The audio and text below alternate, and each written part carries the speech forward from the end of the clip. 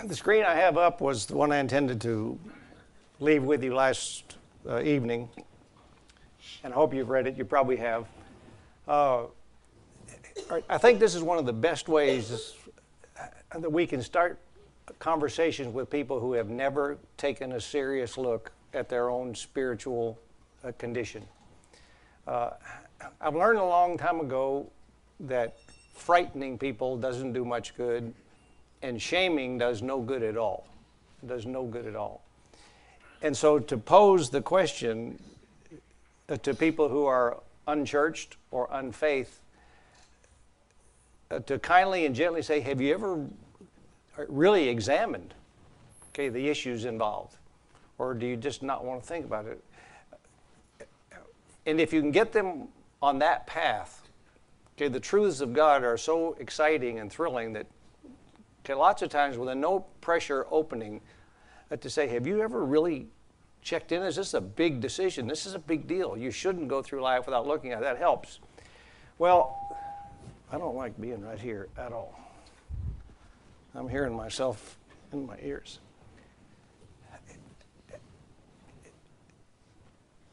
All right, if you look at the last paragraph, to rebel against truth, is a choice.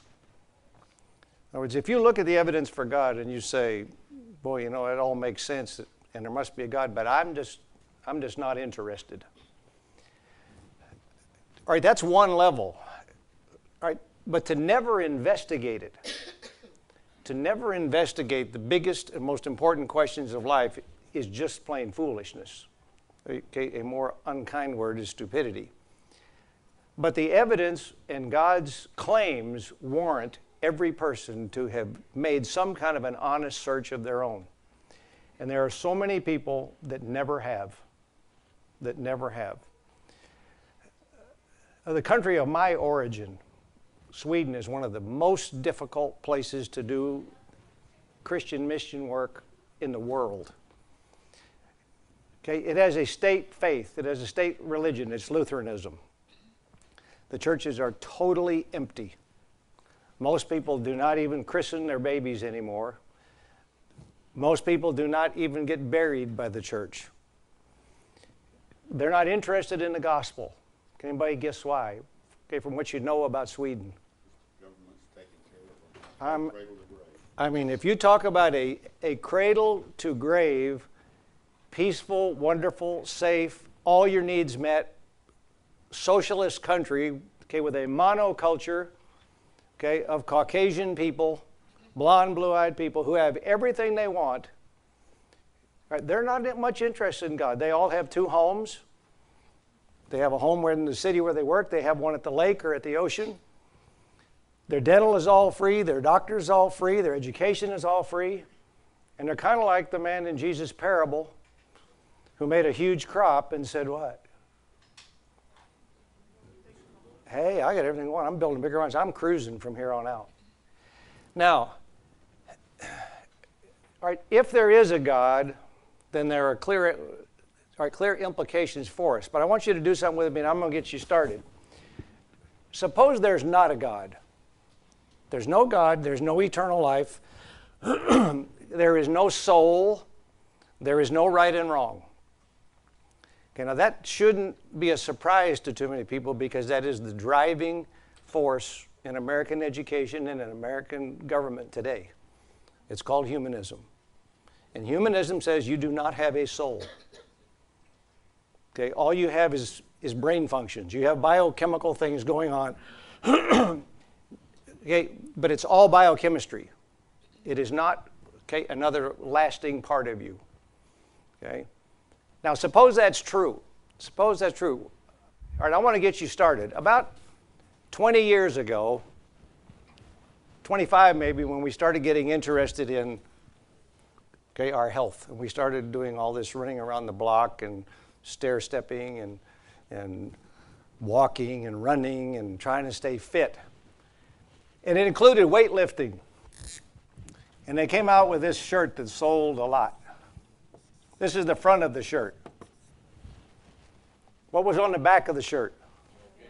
No gain. No gain. It didn't take but a few months and some really sharp people sold a lot of shirts to people who were 40, 50 pounds overweight that were not running, and their shirts were printed on the front, no pain, and what was on the back? No pain. On the back of the shirts, all of us that were carrying a little more than we need said, you guys can run around the block all you want and do all the weightlifting you want. You can suffer all the pain you want to. We don't care. We just don't want any pain. Well, that's one way, okay, if there's no God, one way to get through life, to walk your walk, is just say, I don't want any pain. Now, what are some other t-shirts? All right, what other t-shirts would be logical choices that some people make when they decide there is no God, there is no soul, there is no eternal life? Okay.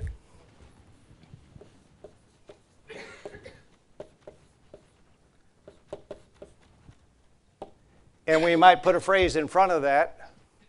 If it feels good, do it, okay? What's another t-shirt some people wear? No fear. Okay. Do you ever watch these guys that climb rocks with no ropes? You know, and they endanger the lives of all the other people that have to come rescue them, or more often recover their bodies, okay? Because they just want to go for all the gusto there is. All right? All right, suppose your life has pain. All right? And okay, you got no place to go and no place to get comfort because there is no heaven, there is no right or wrong, there is no God. This is it. What do a lot of people choose to do? What? Absolutely. Okay, now that's a really drastic one, but some of you in here, okay, are young enough to recognize a name, Kurt Cobain. What was the name of his group? Nirvana. And what does Nirvana mean? It means nothingness. Okay, this young man was very smart, very successful, sold loads of things. He believed what he wrote and what he sang. And when he was about 27 or 28, he did what was logical to him. And what was that? He killed himself. He killed himself. He just said, this existence is meaningless. I'm checking out of here. He wasn't crazy. Okay, he wasn't dope induced. He just, okay, he thought he was making a rational decision. Now,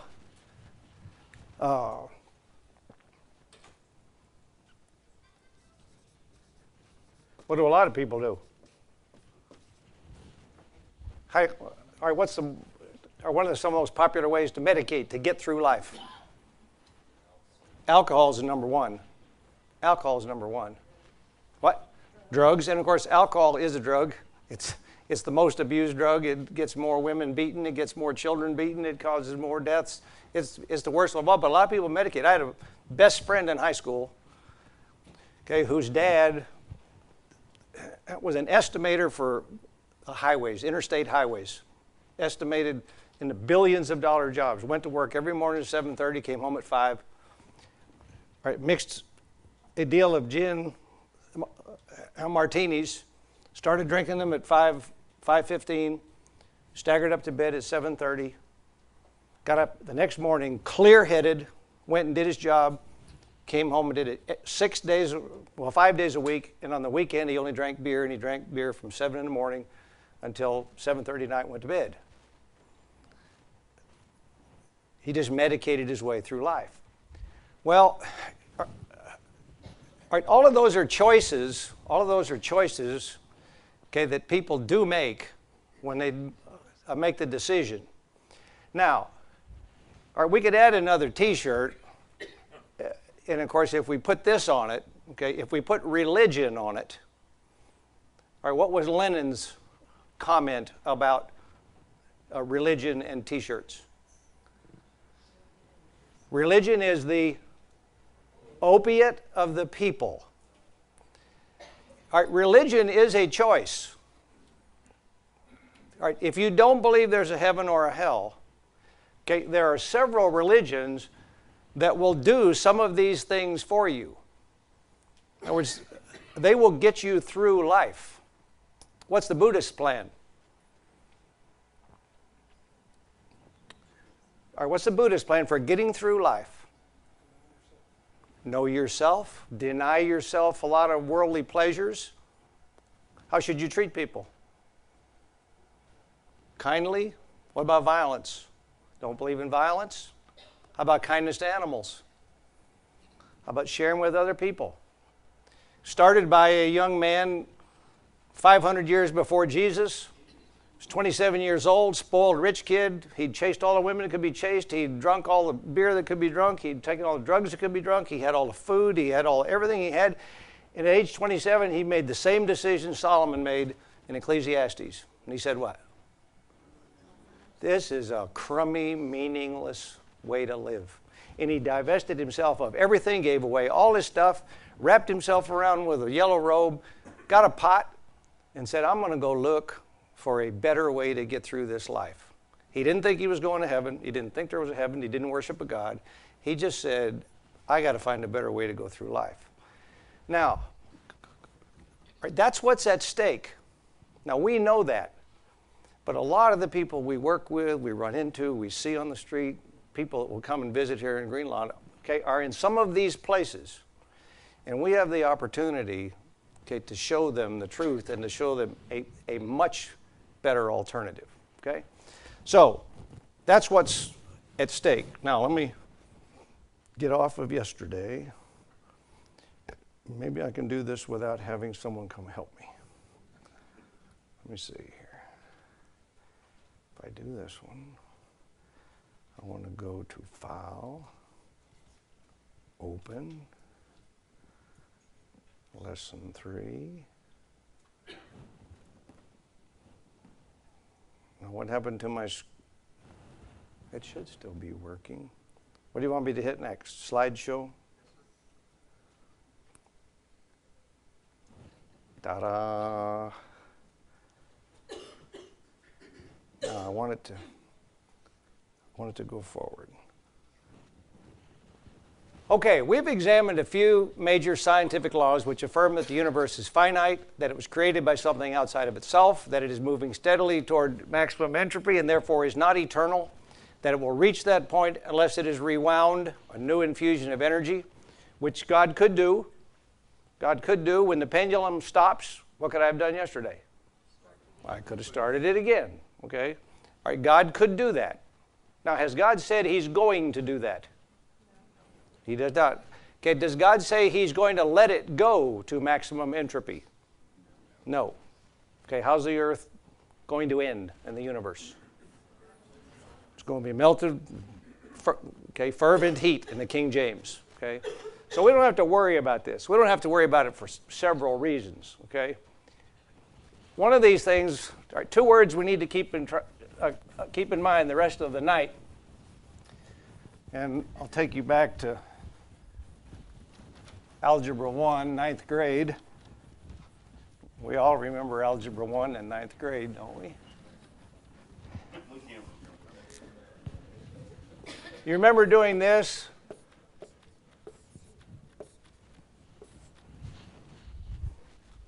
Remember doing that?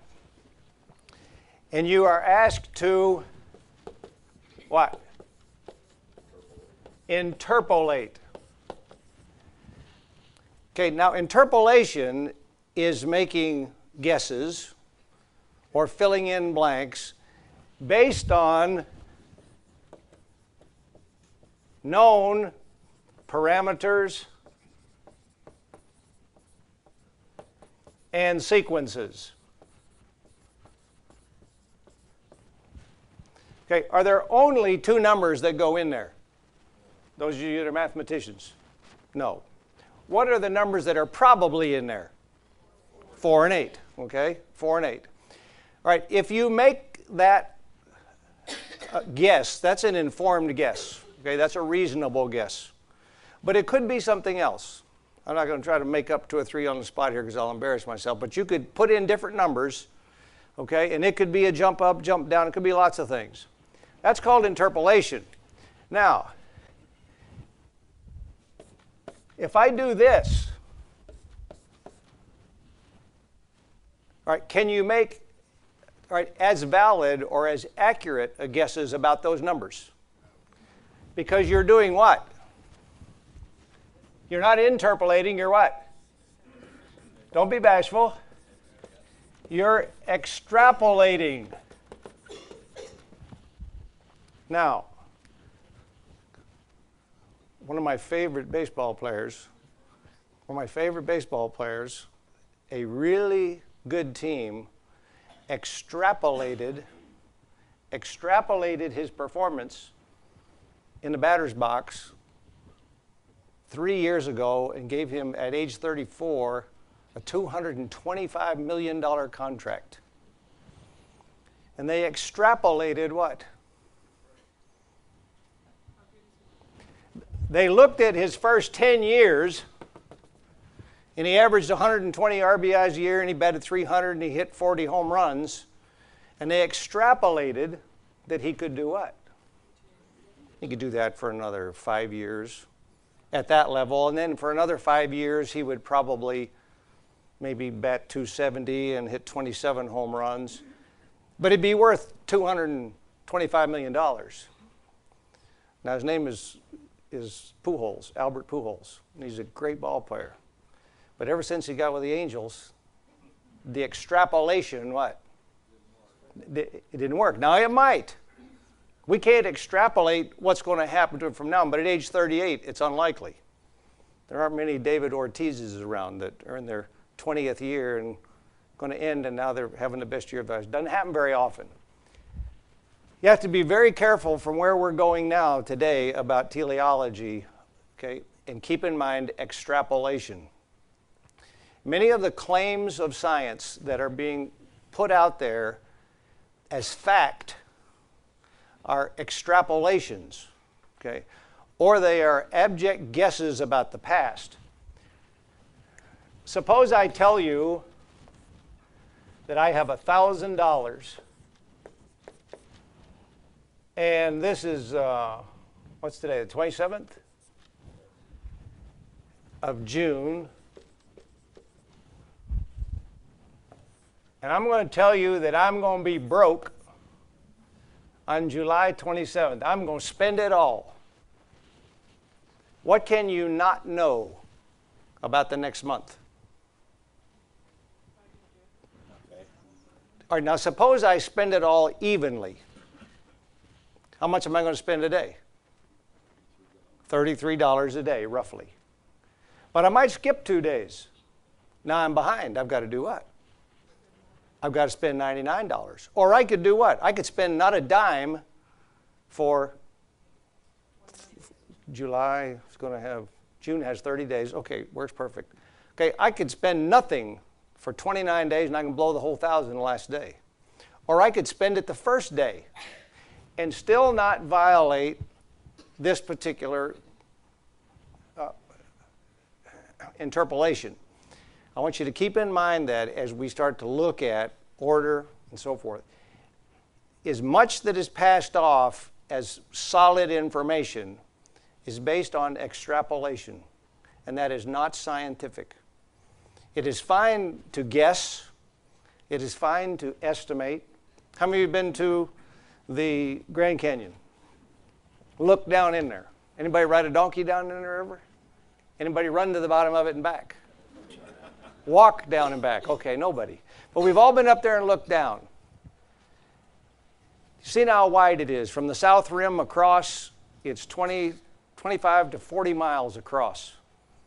It's several thousand feet down to the Colorado River.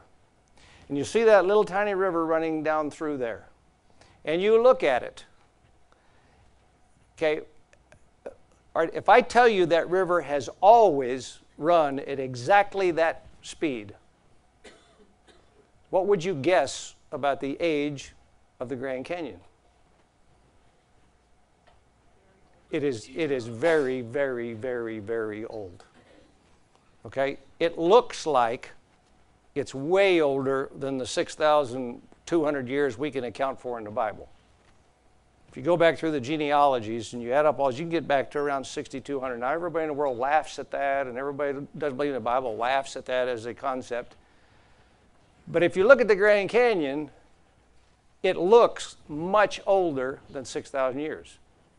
It certainly could even look hundreds of thousands of years old. It could look millions of years old. But that guess, which that's what all those things are, guesses, is based on what? Extrapolating the flow of the Colorado River to be the same as it always has been. All right, that's not scientific. It's fine to guess.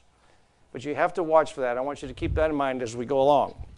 Now, yesterday we talked about, all right, the questions. We're going to skip this.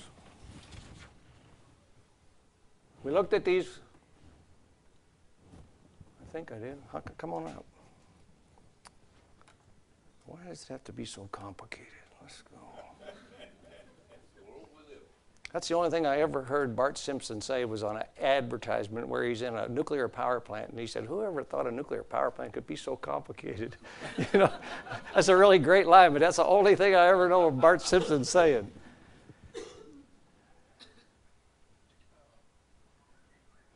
Go to the next one.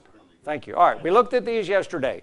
Okay, we looked at these yesterday. We're trying to find out now because, okay, all the initial science and the scientific laws say there's got to be somebody, something out there.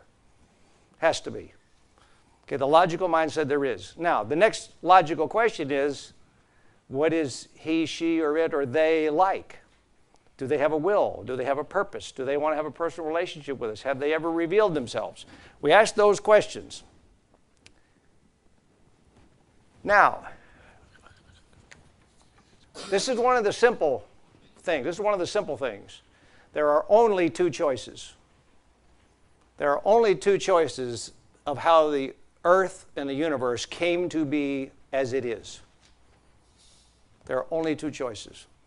One is it was a long series of events which had no plan, had no purpose, and was a result of chance, random acts in the universe. Transmissions of energy and matter. Okay, that's one possibility. It's kind of like you walk in here and you find that down there. There are only two options about how that thing got pointing about 280 degrees northwest. What are the only two options? I got down there and I got out my compass and I carefully put it there. Or you saw what I just did. What did I do? I just tossed it. That's the only two options there are, okay, about the universe. Everybody has to face that. Right? If they won't admit that, they're not being honest, whether you're a believer or an unbeliever.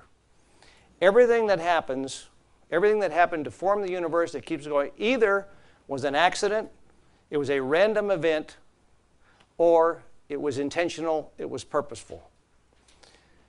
Now the question can't be answered by, well, believing in God is the stupidest idea I ever heard of. Or thinking all this happened by accident is the stupidest thing I ever heard of. Neither one of those are arguments. Neither one of those are arguments. Okay? All that does is polarize. It's a name-calling, raise your voice, scream at each other thing. Well, that's not what Christians are about. That's not what truth seekers are about. Honest, right? In the last 20 years, okay, numerous high-level PhDs in Tier 1 universities have reversed their course on all kinds of scientific theories and facts that they were taught when they went to school in the 40s and 50s and 60s, and they said, guys, the evidence does not support that claim. People are backing off of organic evolution. the idea that every living thing came through genetic change over millions of years. All right, many microbiologists and geneticists saying it was really it was a pretty good idea. It wasn't a stupid idea, but that's not the point. The point is they're saying the evidence just doesn't hold up. Well, that's what we want to look at. So it either happened by chance or it was intelligence. Now, for our purposes, we have assumed that existence is real, that we're all really here, okay, and that we're all thinking. Okay, we're all thinking. On Star Trek, they would call that we are all sentient beings. We are sentient beings. We are not amoebas. We are not earthworms. Okay, we are not animals that work only on instinct or on reactions to stimuli in the environment. Okay, we are thinking, rational, feeling beings. There's a big argument about whether there's anybody else on Earth like us or not. Are the chimps that high up? Okay, are the dolphins, the whales that high up? Because there's arguments about that. But we're going to take as an assumption that we are thinking, real beings with intelligence. We have to assume then, okay, that intelligence also exists, and we have to define these. We need a working definition of both terms. Chance, random events. Even these are caused. Remember, because we learned yesterday, in the universe, nothing just happens. Nothing just happens. Something crashes in the other room. There's 3 kids in there playing. You run in there. What's the claim? We weren't doing nothing, Daddy. We weren't doing nothing. Well, Dad knows what. Somebody was doing something, okay? The picture's on the floor, the picture's broken, the television got knocked over. Something happened. It didn't do it to itself, okay? One possibility is that there is no purpose or design to any of them. The laws, both known and unknown, of thermodynamics, physics, and chemistry govern them. There is no intelligent plan. Okay, that's what the chance, random event, right, ideas, theory is. Nobody planned anything. It was all accidental. From the beginning, right, and of course, they have no answer for the beginning. Why? They had to choose the false option, which they chose, which is something came from nothing. Okay, now that at the very beginning, okay, if you start with a totally illogical, false premise, what's going to happen to everything that comes from it? It's all built on a house of cards. It just is. All right. Yesterday, did we arrogantly say there is no problem with the other alternative? That something came from something, and that something was God. Okay, is that without problem or without question? No, it's got its own problems. But see, that's where, all right, the 7 things we looked at yesterday, we are building a body of evidence. Okay, we're going to look at all kinds of evidence. We're not just put all our eggs in one basket and say, well, we're going to get all the answers here. Okay, we won't. We're trying to bring reason to where we feel comfortable saying this is what we believe. And we don't believe it because of lies. We don't believe it because of falsifying evidence. We believe it because it makes sense. All right, so there are chance, random events. All right, now those do happen. Okay, those do happen. Now, I want to throw this out for you, and I really am trying to create a movement here, okay? I'm not the only guy, but if you want to join my movement, I guess you can be the first. I've been doing this about 10 years, okay, and I've made a little progress. Somebody did, they did.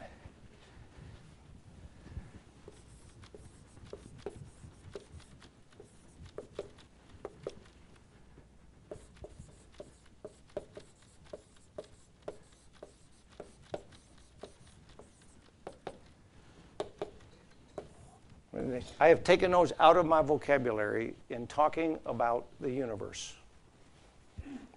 All right? I don't use those anymore. I use only creation.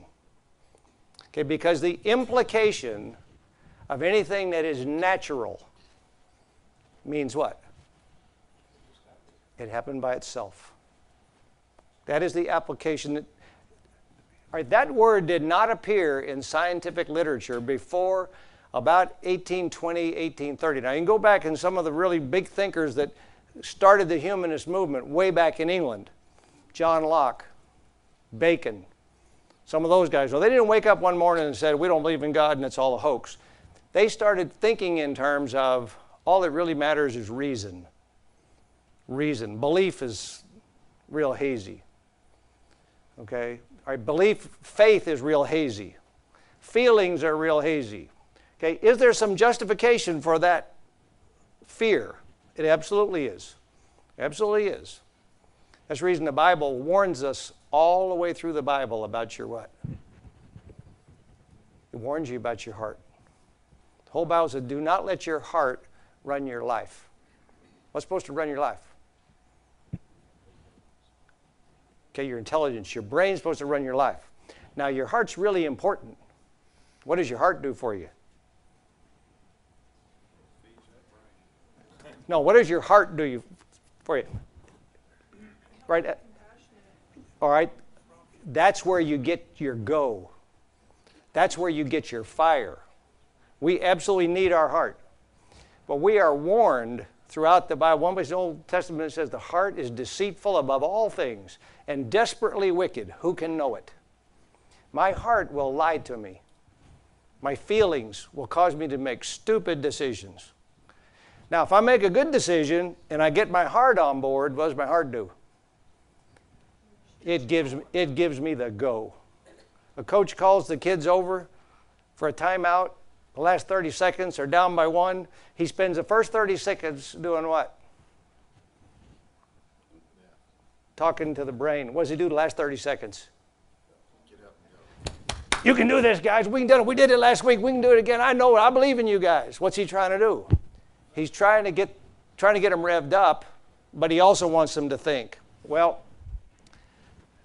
all right, nature started to be dropped out of the vocabulary of science in the 19th century. Okay? Excuse me, creation was dropped. Creation was dropped, and nature was brought in. Now, when they got ready to spring it on the world, the humanists did, particularly in our country and in England, they knew it was too big a jump to tell a predominantly Christian world that God had nothing to do with planning the world and the universe. Because all of them would say, to say that this all happened by accident is what? Folly. Folly, crazy. So they invented Mother Nature. Because Mother Nature is in charge of what? Nature. And it made everybody feel good. Okay? They're not saying that there's no God. They're just saying that, okay, this ambiguous Mother Nature is out there. Now, I want you to keep that in mind because if the universe does not operate by chance only, then it was planned, and any order or design that is present was intentional. Now, intelligence is the ability to gather, process, and communicate information.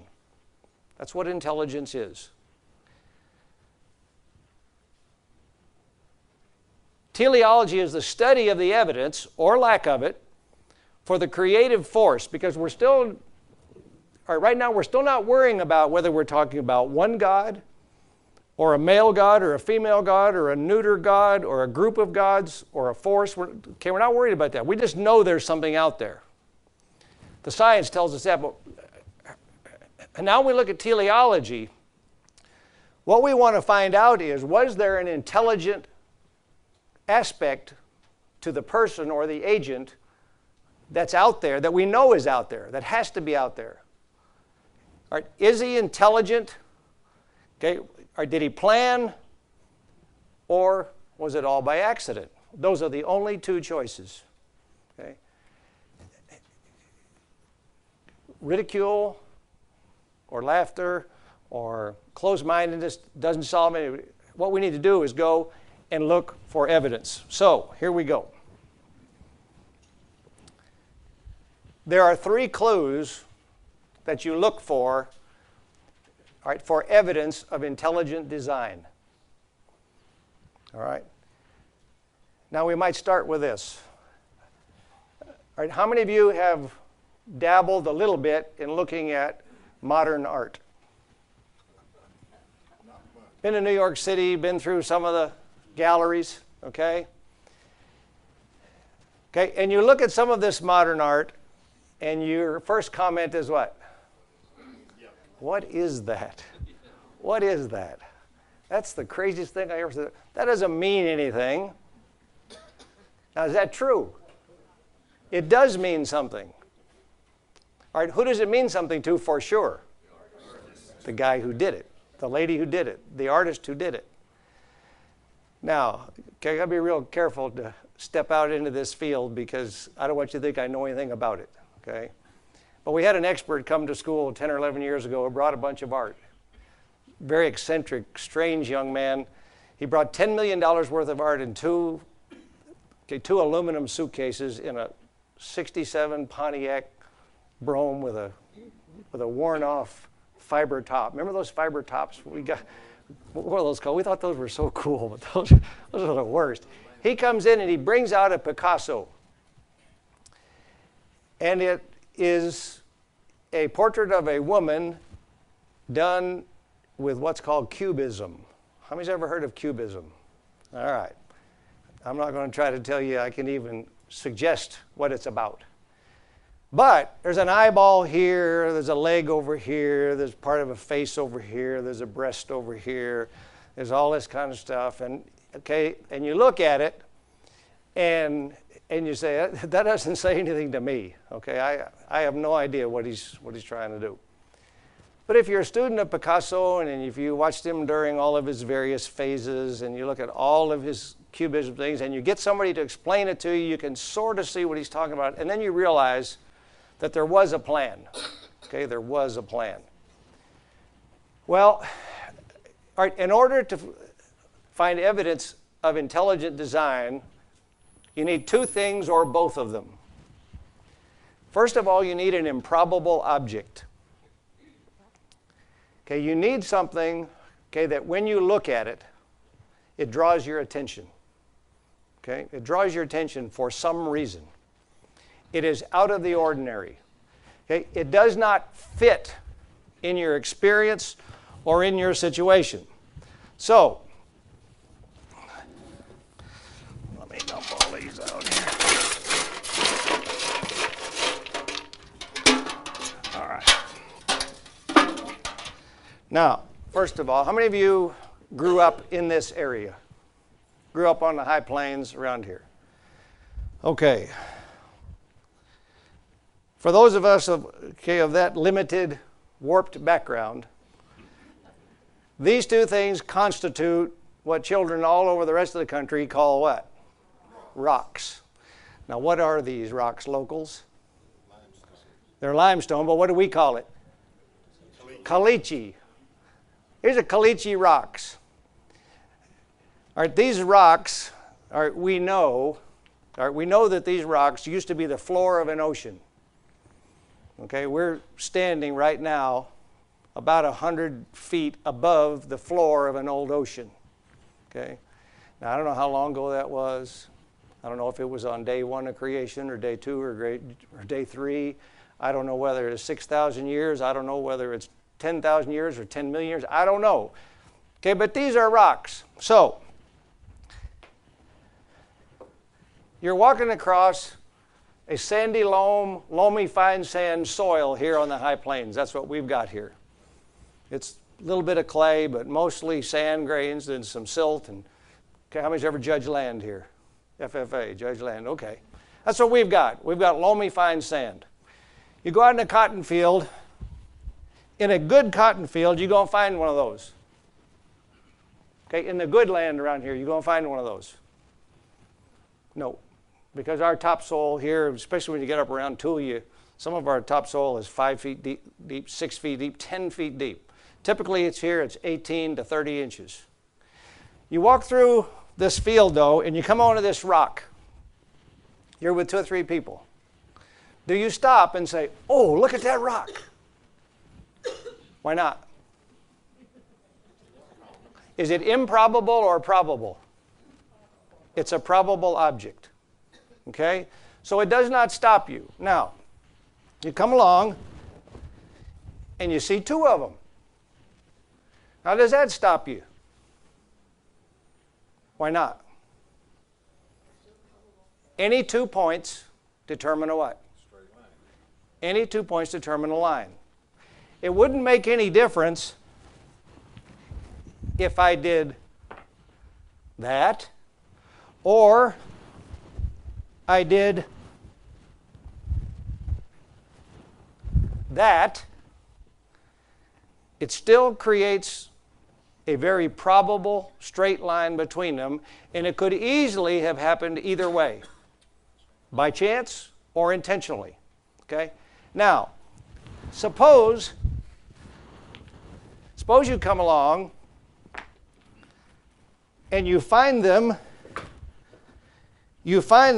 in a triangle.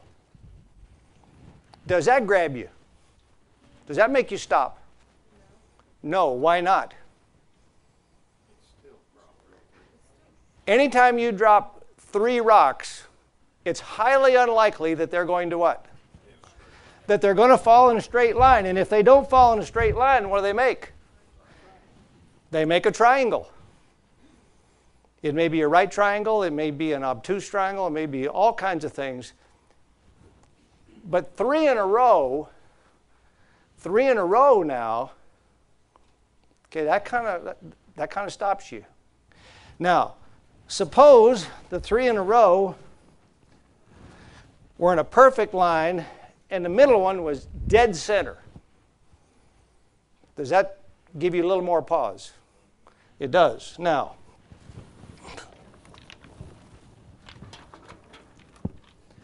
what happens to your train of thought with each rock I add? What's happening in your mind as I add each rock?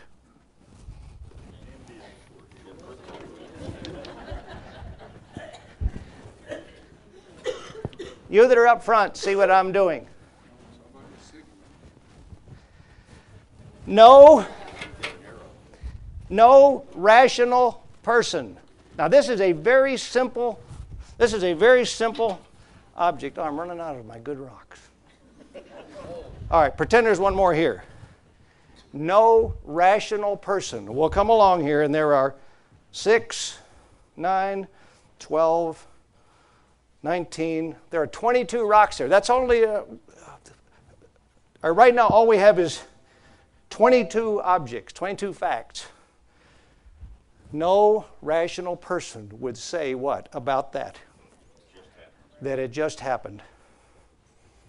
Nobody can say that. Anybody that does is exercising, or anybody that says that is exercising their right to be, okay, illogical. Illogical. They are exercising their right to be illogical. Okay? Now,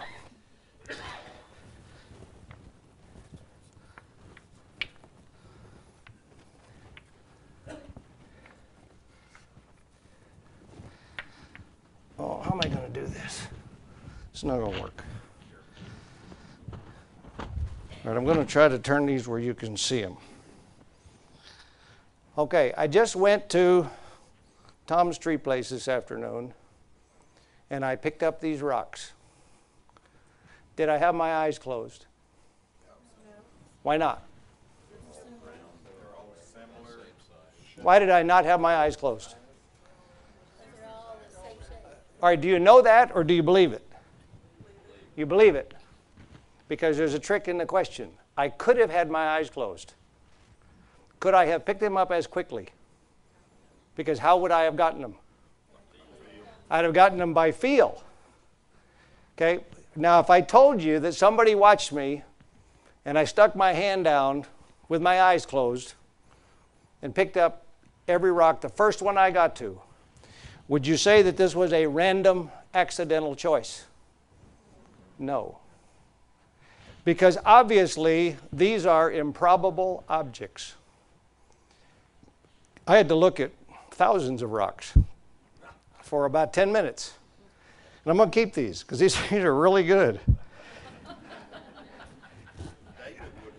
These are improbable objects. Now, suppose we go back to my caliche rocks, and suppose you came along here. That's 1, 2, 3.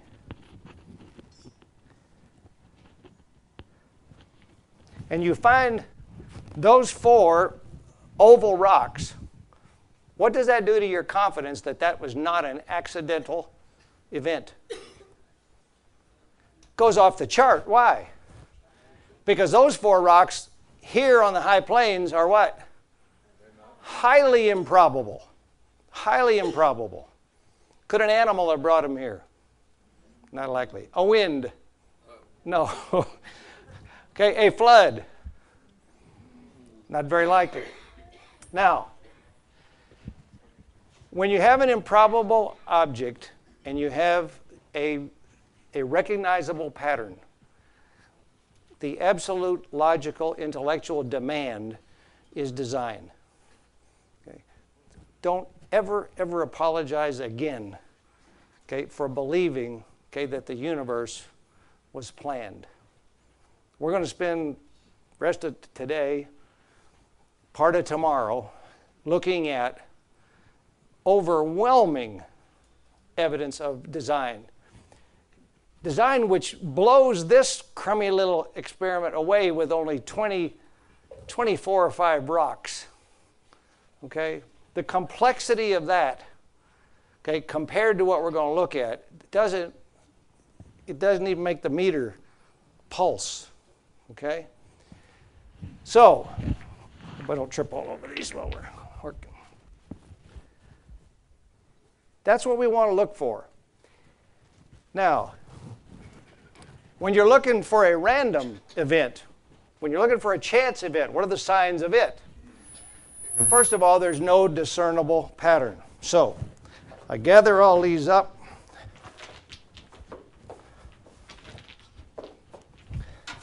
And I put them all back in the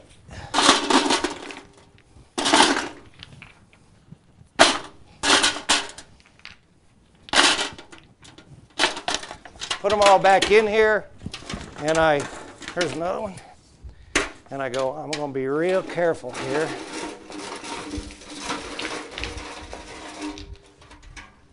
All right. Is there any perceptible pattern there? No, there's not. Now, the second thing about random chance events, these can be plotted and predicted based on mathematical odds of probability. All right, that event was caused by gravity. Okay? Now, what made them go where they went? The shape, the weight, the mass, the distance, how they landed. All of that can be explained. It can be explained. That round one went the farthest because we all know that rolling friction is always less than what? Sliding friction. That's the reason we don't drive on sleds. We drive on wheels, okay? All right, so there's an explanation for why the rocks went where they went, but they were not planned. Okay? All right, there was no control. There was no purpose. Okay? Now, that's very, very important as you look at where we're going to go first in the universe, in astronomy. Now, I don't think astronomy is near as powerful as biology is. Okay? Because what we want to look at now, I can do this.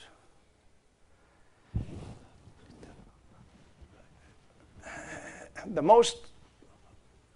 most powerful argument is going to be not, could it happen? Okay? Don't ever argue with anybody about the mathematical odds, okay, of something happening as a possibility. Now, we'll start with this, and I'll do a disclaimer here. Okay, I'm a nut about containers. I just love containers. And I love little bags. And I pick all these up on the road when I see them. This is a Crown Royal bag. I just really like Crown Royal bags. And now, what we want to look at first is a little bit of simple math. And I've got some really good mathematicians here, so if I make a blunder, you stop me. We're going to look at the simplest. We're going to look at the simplest, okay, type of probability. All right, when I drop 22 rocks, okay, are there just two possibilities of what's going to happen, where they're going to go? What if I drop those 100 times? Would I get that same pattern? Could I? Okay, don't ever say something that could happen can't happen. That puts us in a bad spot. All right, let's start with the simplest of all, the heads and tails on a coin. Now, when you look at coins, as long as it's not a rigged coin, it's got a head and a tail. Okay, and you toss it. What are the odds it will turn up heads the first time I throw it? 50-50. What are the odds the second time I throw it? 50-50, okay? Now, mathematically, here's the formula. The odds of any random event happening are 1 over whatever your number is to the n. Okay, so if I drop a penny, how many options are there? There's 2. And if I only drop 1, what's the answer? What's on it? 1/2. 1 over 2 to the first is 1/2. And we can change it to 0.5. And we'll go up to 50%. Now, what happens if I drop 2 coins? What are the odds of having them both come up heads? It's 1 over 2 to the second, which is what? 1/4. 2 to the third. 1 out of 8. 2 to the fourth.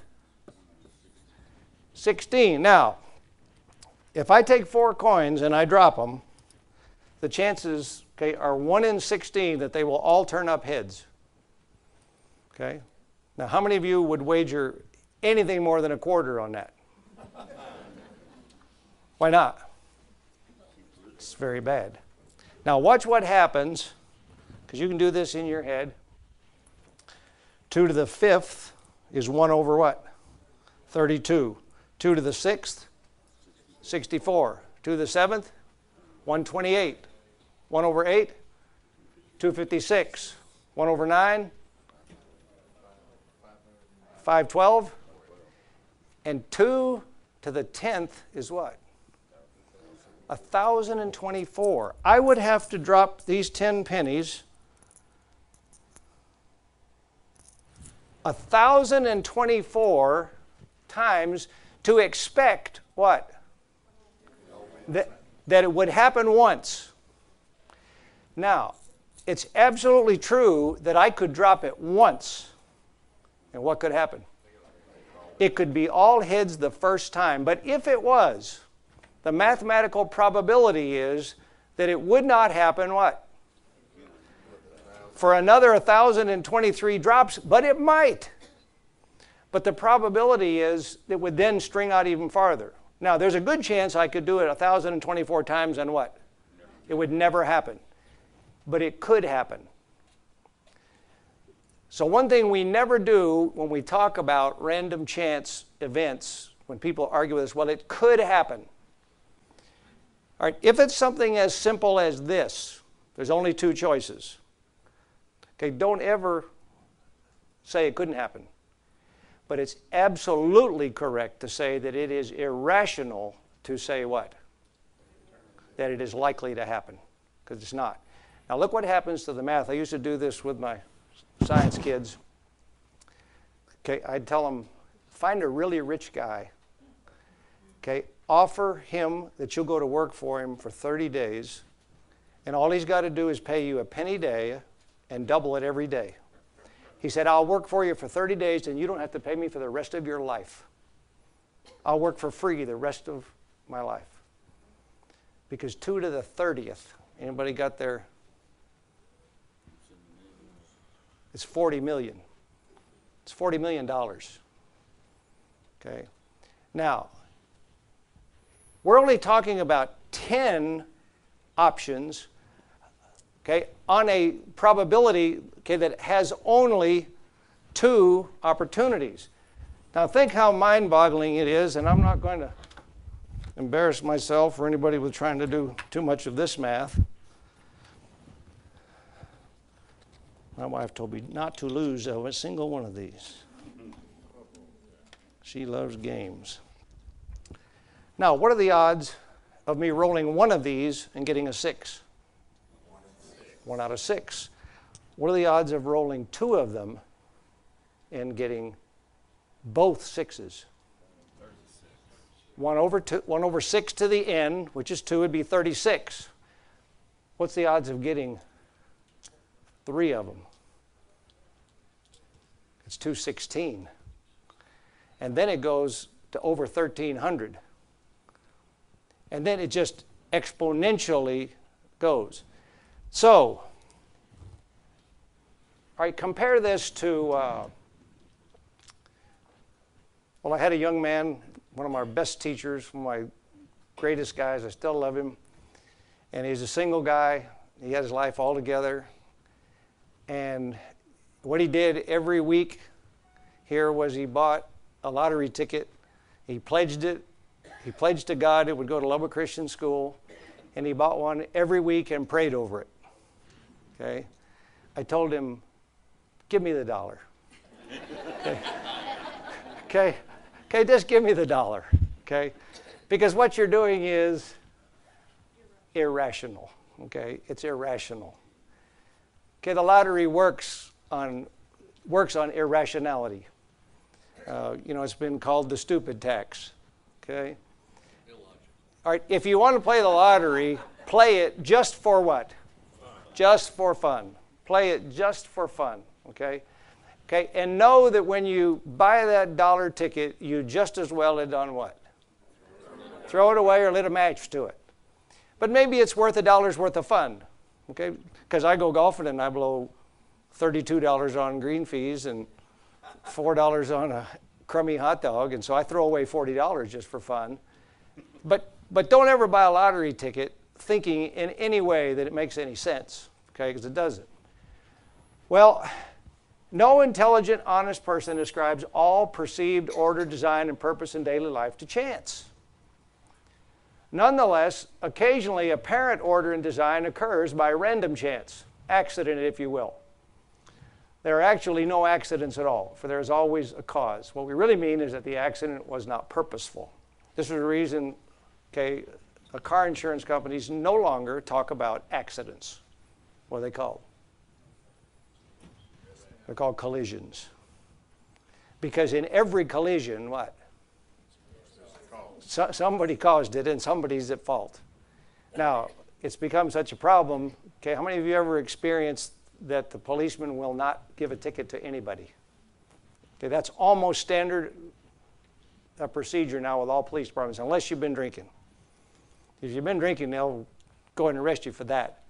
But they won't They won't take a stand on exactly what happened. They'll let the lawyers and the insurance companies fight about that.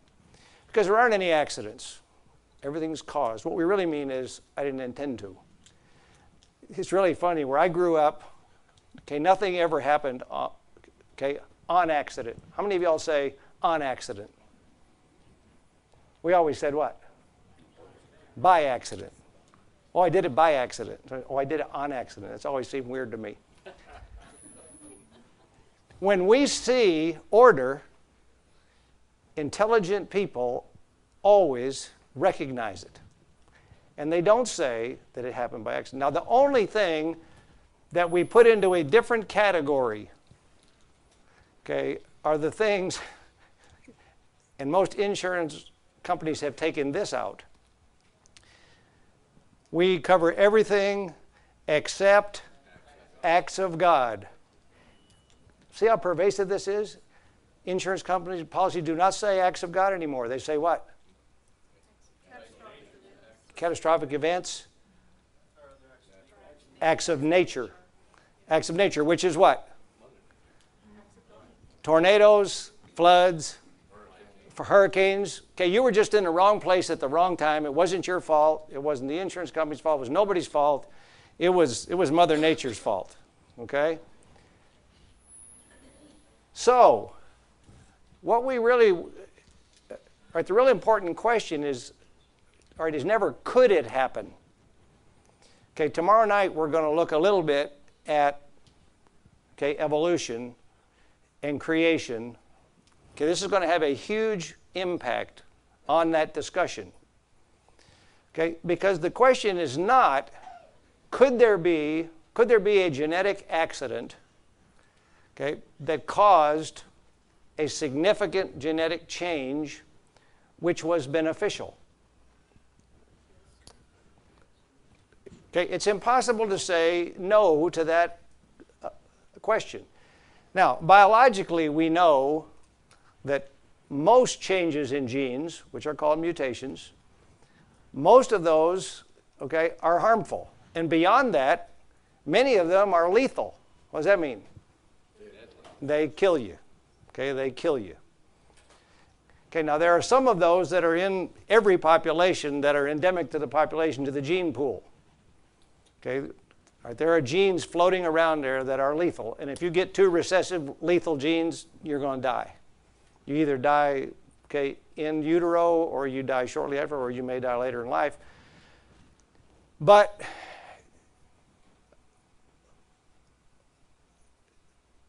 we should never argue against the possibility, of things.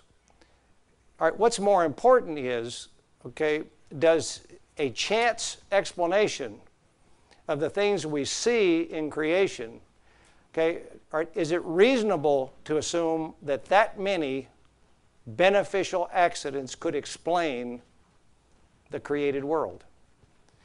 And we got to be honest about that. And we got to go looking. It's not enough to say, well, you might have come from a monkey, but I didn't. That's not an argument. It's not. It's not an argument.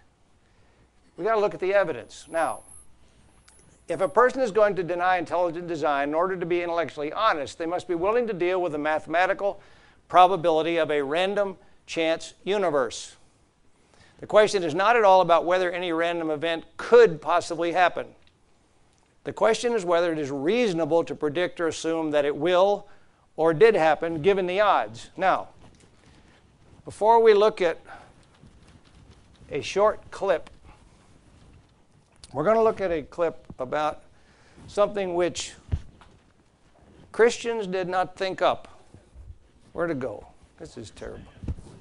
Oh, here it is. My probability is right there.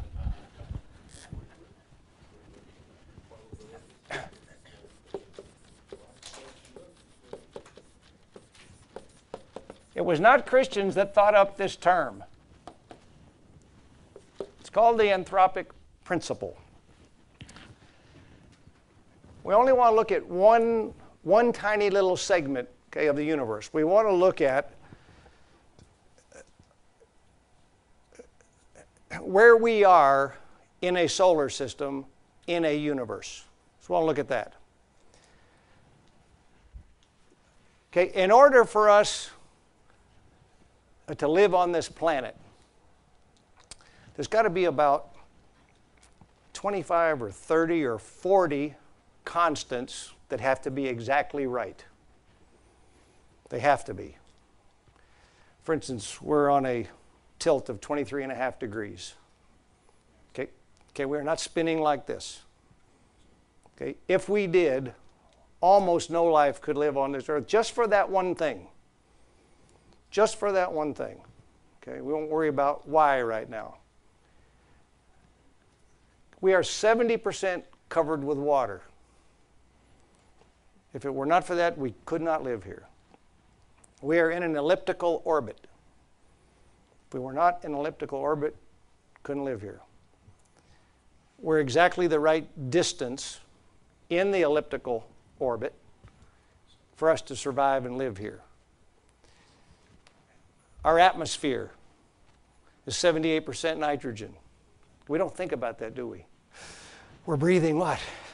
Breathing oxygen. No, you're just breathing about 21% oxygen. You're breathing mostly nitrogen. And you're breathing a little bit of helium, a little bit of carbon dioxide, a little water vapor. Okay? And if those things were not in that thing, you couldn't live here. Well, here's the trick about odds. Suppose the odds of being on a tilted axis were 1 in 20. You study all the other solar systems nearby on main sequence stars, which is what we have. We have a main sequence star. It's a middle-aged sun. It's about half used up. Don't worry about it. It's, all right, unless things what? Unless things change, we got millions of years to go. Okay? But that's an extrapolation, isn't it? If I got $1,000 in my pocket, it may last a month. If what? If I spend it wisely and evenly, okay? But it might not. Now, here's the problem. If there's a 1 in 20 chance, okay, that we're on the right tilt, but there's only a 1 in 40 chance that we have the right amount of water, when you calculate those odds, what do you not do mathematically? You don't add them. You what? You multiply them. The odds of this both being right are not 1 in 60. They're 1 in what? They're 1 in 800.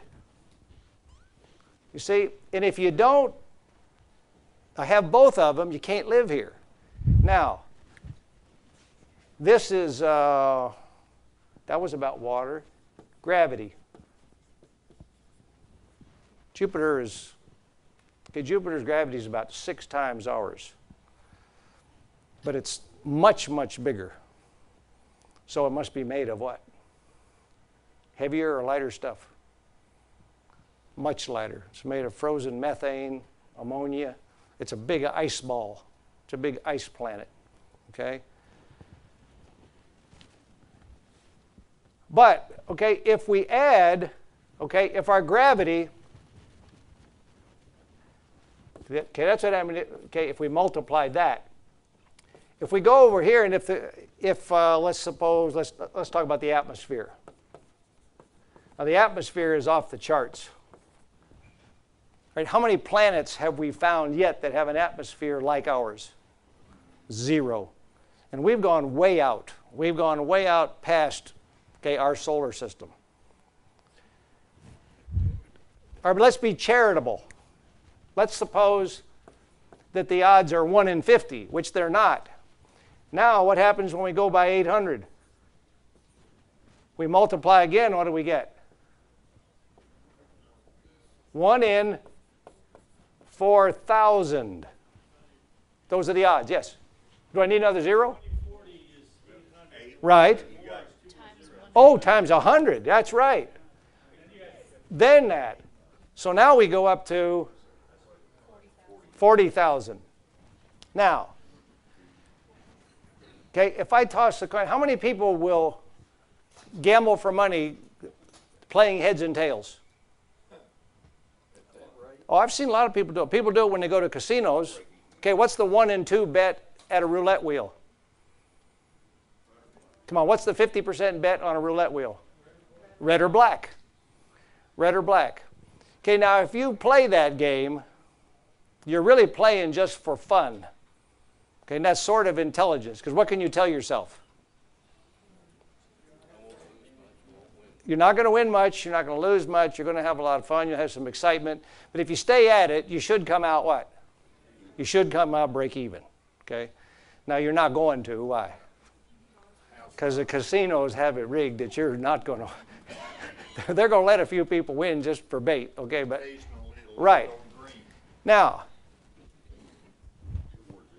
what kind of odds are 1 in 40,000? All right, what in your life would you bet on that? What would you bet on that? All right, what are the odds of winning the lottery generally? Anybody know? It's 1 in 25 million. The odds are 1 in 25 million, and it's really not that good. People have tried to think of all kinds of ways to sure a thing. There was a guy that thought he had he sold his home in New Jersey. $240,000. He got 240,000 numbers. He what? He lost it all. He lost it all. All right. You have to be intellectually honest. You have to be willing to deal with the mathematical probability of random chance universe. The question is not at all about whether any random event could possibly happen. It could. Why do we only have one moon? I don't have one moon. What happens to most objects who get sucked into our gravity? Most of them burn up. What do we call them? They're meteors. When they hit the ground, they're what? Meteorites. What happens to the ones that don't get to the ground and don't burn up? Anybody ever done this on a lake? What's that? Skipping rocks. Why does the space shuttle have to come in at exactly the right angle? Comes in too shallow, it bounces off. If it comes in too steep, it burns up. Okay? All right, so in all the recorded history of the world, we've never had a major asteroid strike. What was the key word there? And all the recorded. Now, we've discovered a whole bunch of them with satellite photos. Some of them have hit in the oceans. Some of the ones that have hit in the oceans would have completely cleared the eastern seaboard. Every single city on the eastern seaboard would wash away, and Japan 4 years ago wouldn't even compare. An asteroid strike of any size, an asteroid that was a half a mile to a mile wide would create that. It hasn't happened, Could it happen? Why doesn't it happen? Because we're in a perfect place, in a perfect location, with big planets outside of us with more gravity that generally do what? They protect us. They suck them up, and they have impacts on those. Well, what you have to deal with it, and tomorrow when we look at evolution, now, one thing I wanted to say before we close. Do not ever tie the truth or falseness of evolution to the existence of God. It has nothing to do, the two things have nothing to do with each other. In other words, the existence of God and His knowledge and His intellect is absolutely overwhelmingly proven by the evidence. Evolution is an argument, even today amongst Christians, about what? Not about God, but about what? How did He do it? That's all the argument is. Now, I think there's good answers to it from math. In other words, I think the mathematics, of evolution is where it completely falls apart. Because I will end with this. I'm not trying to frighten you. Evolution is a fact. Evolution means the change in gene frequency in a population over time by natural selection. That happens. Okay? I don't have time tonight. We won't tomorrow. I could put up an internet picture of breeds of dogs, going from the Great Dane, the Bull Mastiff, and the St. Bernard, all the way to these little bitty dogs that you should troll for catfish with, okay? Okay? All these dogs, okay?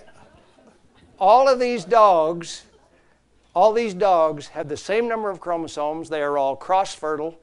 You can artificially inseminate a Great Dane with semen from a Chihuahua, and you will get puppies.